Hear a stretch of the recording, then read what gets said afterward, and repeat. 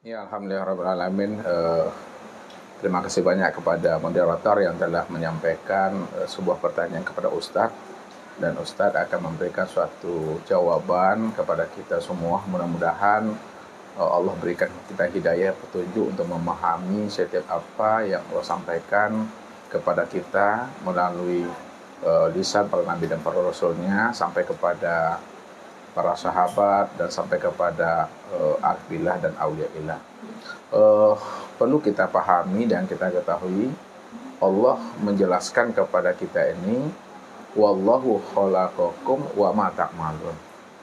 Allah lah yang menciptakan kamu dan apa-apa yang kamu perbuat. Itu maknanya Allah lah yang menciptakan diri manusia dan apa-apa yang diperbuat oleh manusia.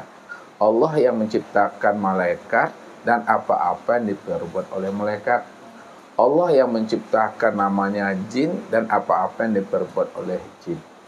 Allah yang menciptakan namanya setan dan apa-apa yang diperbuat oleh setan. Sebab tidak ada manusia, malaikat, jin dan setan yang mampu berbuat melainkan itu semua karena adanya kudrat dan iradanya Allah Subhanahu wa taala. Bukankah kita ini di hadapan Allah adalah makhluk yang la haula wala quwata illa billahil aliyil azim. Artinya manusia, malaikat, jin dan setan itu tidak ada punya kekuatan, punya kehendak dan daya upaya, melainkan itu semua nyatanya kehendak dan daya upayanya Allah Subhanahu wa taala. Maka disitulah kita sebagai seorang yang kasab, yang telah beriman kepada Allah, bahwa Allah itulah yang wujud semata-mata, la maujud illallah, tidak ada yang wujud melainkan yang wujud itu hanya Allah, la ilaha illallah, dan tidak ada yang nyata dan yang ada melainkan yang nyata dan yang ada itu hanya Allah semata-mata. Kalaulah Allah yang wujud dan Allah yang nyata semata-mata pada alam dan pada diri kita ini, itu artinya bahwa segala sesuatu itu dalam pandangan kasab kita itu mesti mampu kita memandang bahwa itulah nyatanya perbuatan Allah semata-mata pada alam dan pada diri kita ini. Kalau ada terpandang sesuatu perbuatan selain daripada Allah, walaupun itu sebesar zarah, nampak perbuatan makhluk, nampak perbuatan manusianya, nampak perbuatan jin setannya, nampak perbuatan malaikatnya, disitulah dikatakan oleh Rasulullah wujudu kazanbur. Itulah letaknya namanya syirik. Maka yang namanya tauhid itu mengesahkan Allah pada sekalian alam, pada segala yang wujud, bahwa Allah lah yang wujud semata-mata secara mutlak.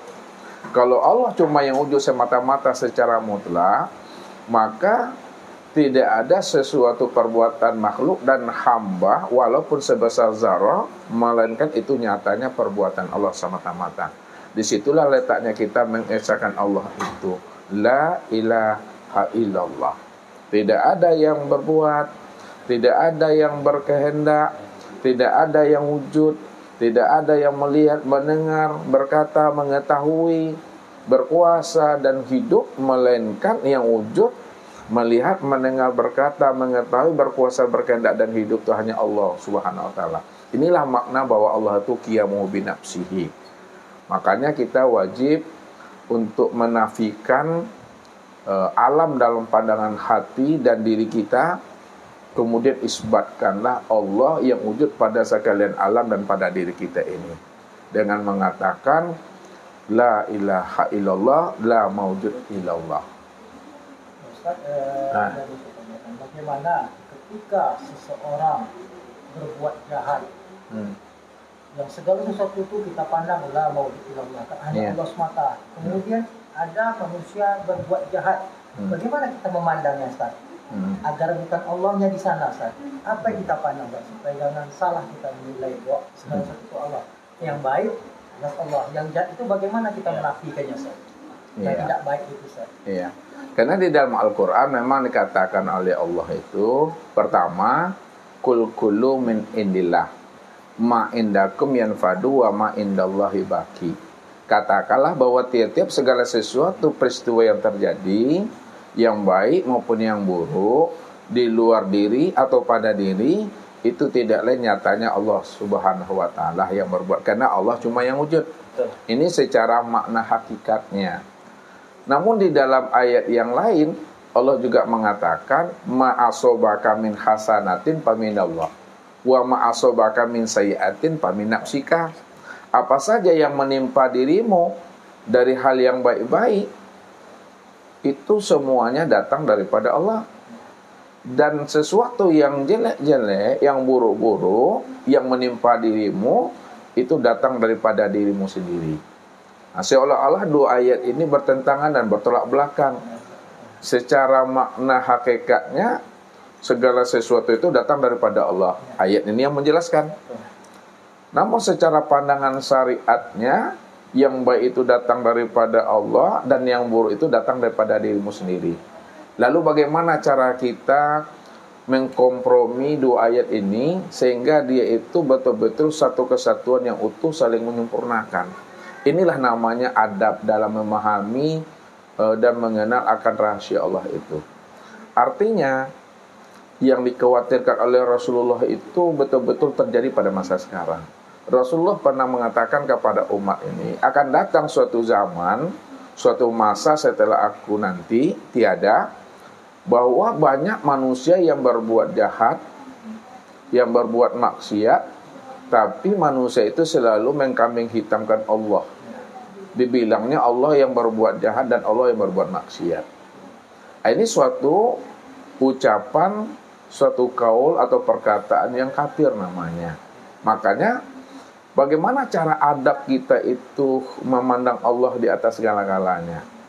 Cara beradab kita kepada Allah itu, ya, kalau hal yang baik itu nisbahkanlah kepada Allah, bahwa segala sesuatu itu datang daripada aku. Wa ma bikum bi ni'matin faminallah. Apapun nikmat, kebaikan yang ada pada dirimu itu semuanya datang daripada diriku, kata Allah. Sedangkan hal yang jelek nisbahkanlah kepada diri sendiri. Wa ma asobaka min sayyiatin famin nafsika. Hal-hal yang jelek-jelek, yang buruk-buruk, itu nisbahkan kepada diri sendiri. Disitulah letaknya kita beradab kepada Allah. Sebab kalau kita nisbahkan semuanya kepada Allah, yang buruk juga kepada Allah, lalu di mana letaknya amar ma'ruf dan nahi munkar lagi? Tentu tidak berlaku, tidak berjalan namanya nahi dan munkar. Artinya apa? Kalaulah mencuri datang daripada Allah, berzina datang daripada Allah, minum-minum mabuk-mabukan datang daripada Allah, lalu di mana letaknya posisi amar ma'ruf nahi munkar, mengajak kepada kebaikan dan mencegah kepada kemungkaran? Kalau memang Allah di sana. Nah, inilah yang mesti kita sikapi cara memandangnya. Nah, kita lihat satu-satu.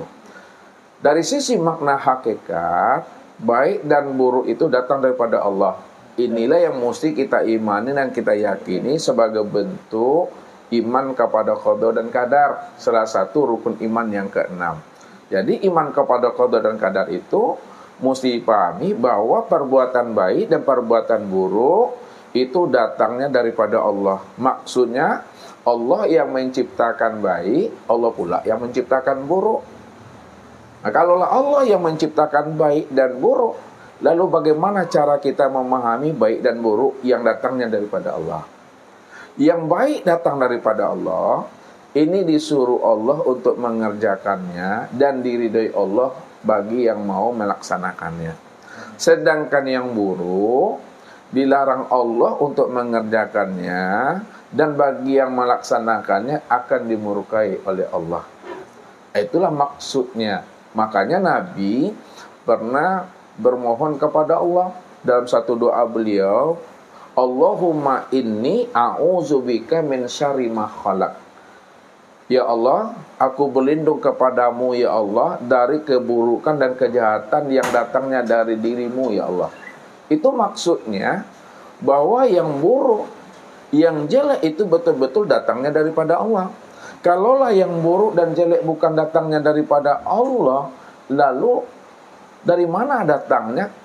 apakah kita mau tertimpa dengan sesuatu keburukan dan kejelekan? Tentu tidak mau kita.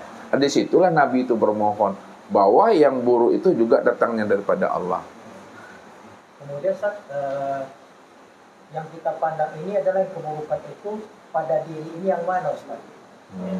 Apakah keakuan diri atau Allah itu langsung? Karena ini kan satu kesatuan yang tidak dipisahkan. Yang satu Jalal, yang satu Jamal. Itu bagaimana kita memahami Ustaz? Ya, ini yang mau Ustaz jabarkan dulu makna secara hakikat dahulu.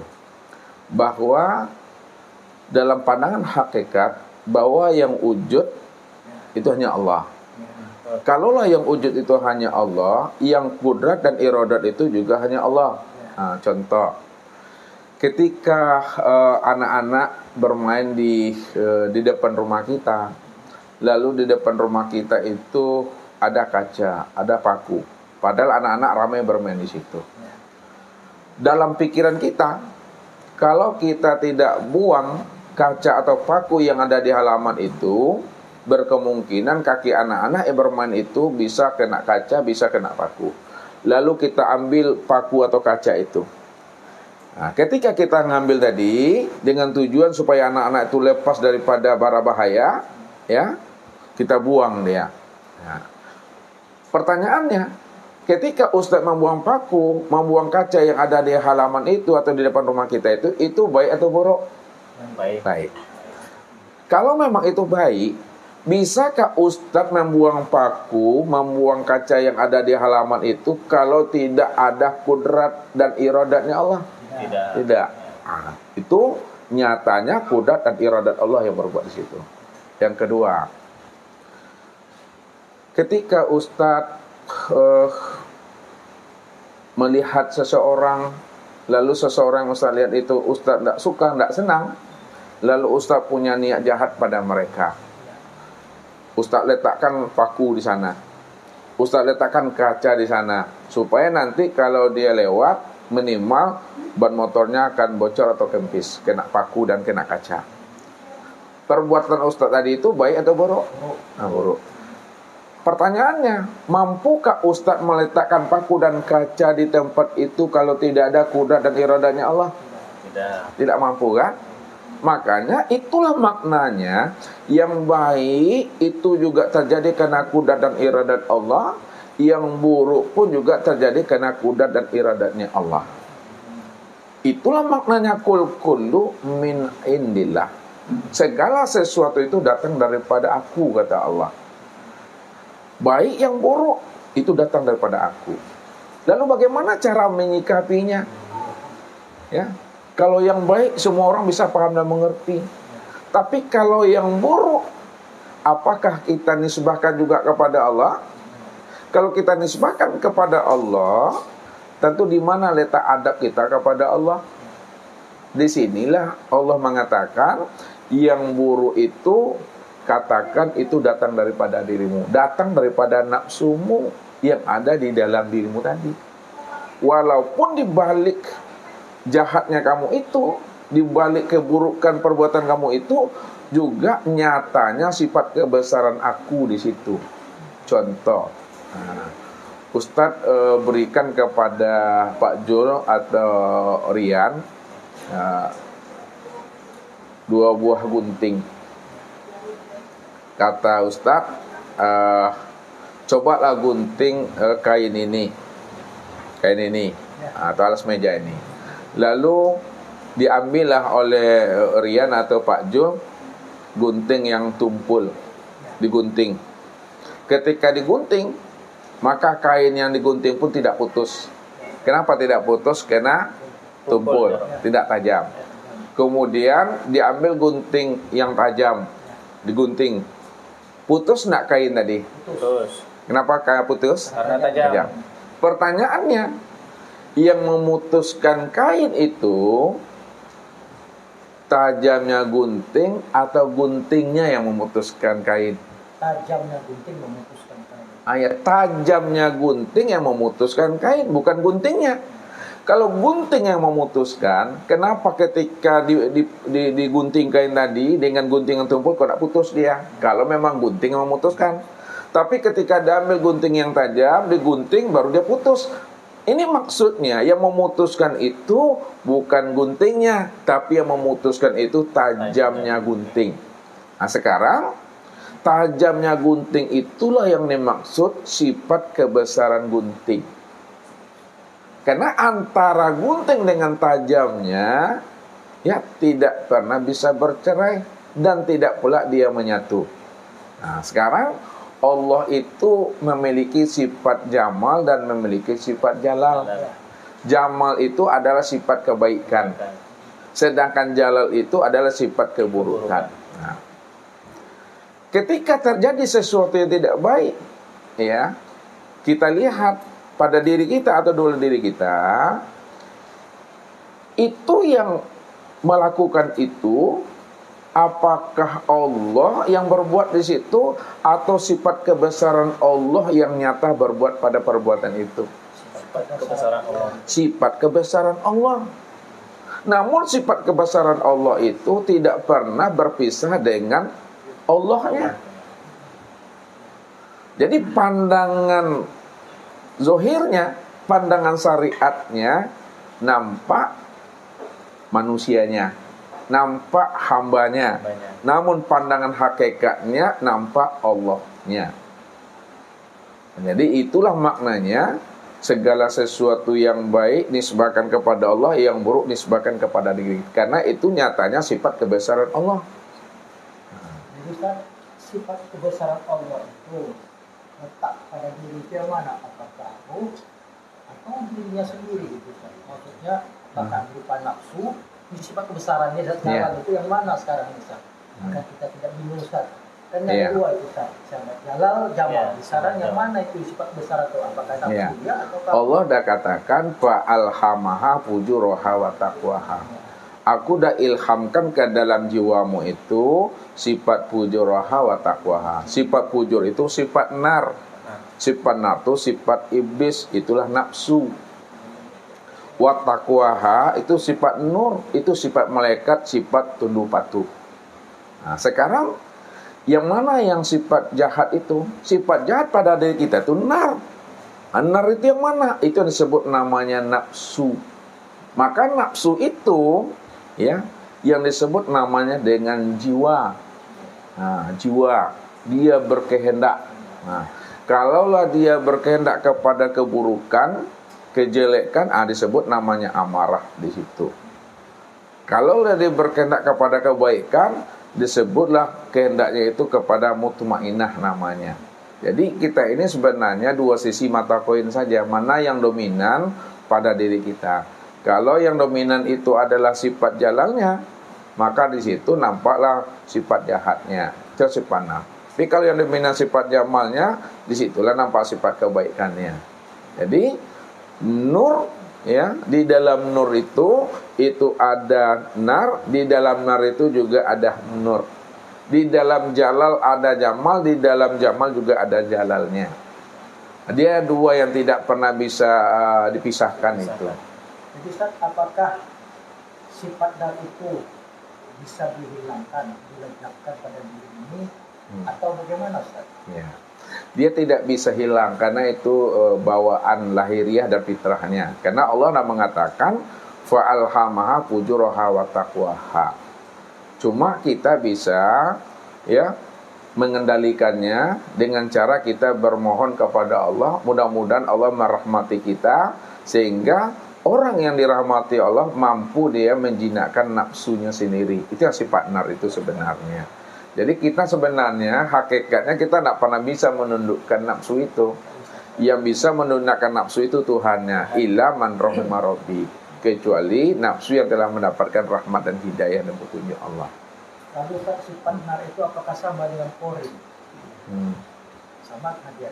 Nar itu dengan korin. Korin itu kan bawaan. Apakah ini nar ini bawaan? Apakah dia sama Ustaz? Ya, melihatnya begini. Nabi pernah mengatakan kepada sahabat bahwa setiap anak yang lahir itu dia terlahir beserta korinnya. Lalu sahabat bertanya, korin itu apa ya Rasulullah? Korin itu adalah sifat jin.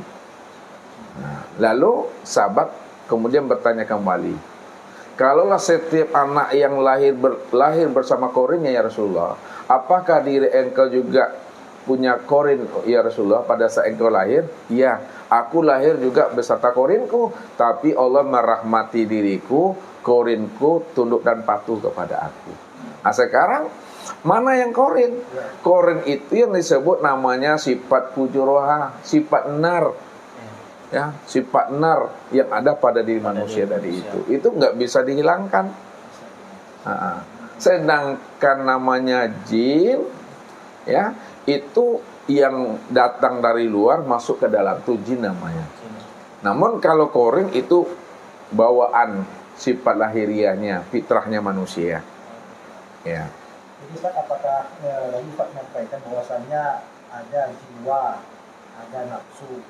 Sepertinya fungsinya tuh terpisah-pisah, artinya nama dari ruh itu terpisah-pisah gitu. Bagaimana kita menyikapi Ustaz? Bagaimana kita memandang itu? Apakah mereka itu ruh kah, ataukah jiwa, ataukah nyawa yang berada dalam diri ini Ustaz? Ya, jadi memahaminya gini, memandangnya itu suhudul kasrah fil wahdah.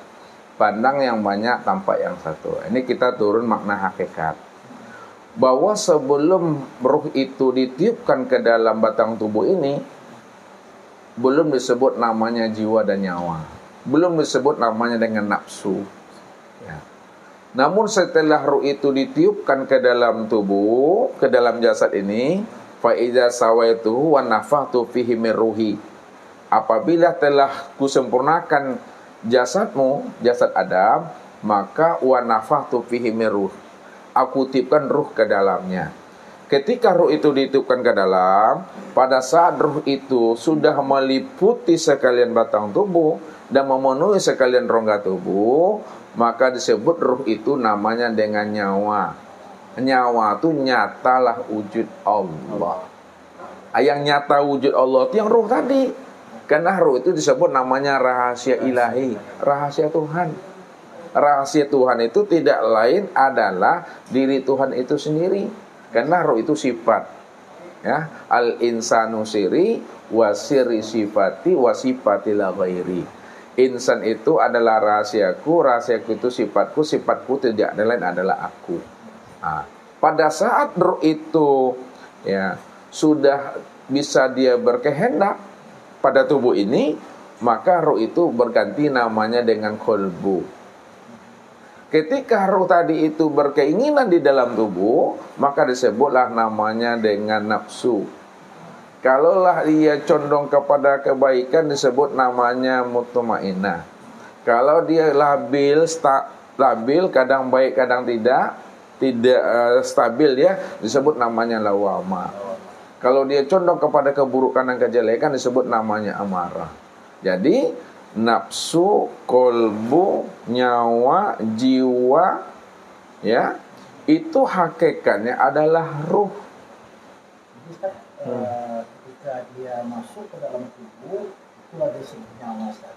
Ya, pada saat dia meliputi. Pada saat meliputi itulah nyawa Ustaz. Lalu ada pula bagian-bagian, kan seperti itu Ustaz, ketika dia berkehendak, ketika dia berpuasa, kan seperti itu Ustaz.